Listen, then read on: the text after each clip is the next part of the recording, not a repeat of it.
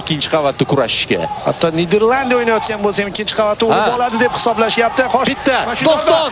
Voy, yana Doston. Sherzod, shu yerdan. Shu yerdan. Yoqan kombinatsiya. Mazgavoy. Yaxshi imkoniyat. Igor! Bir gol. O'yindan urdik. Niderlandiyaga. Yaxshi. Ana hujum va ana hujumchimiz. Igor epizodni topda bitta teginishda hal qildi o'z uslubida. Qoyil. Himoyada yotib olmaydimi Gollandiya deganlari biz vaziyatdan foydalanamiz. Endi maqtansa bo'ladigan daqiqalar oldik.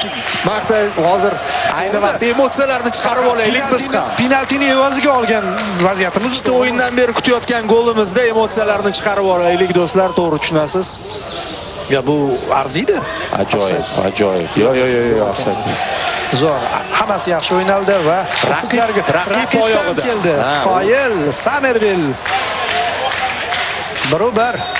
Xo'sh, endi Niderlandiya nima qiladi degan savol. Aqlli o'ynaganini qarang, Sergeyev darvozabonni ko'rib sekingina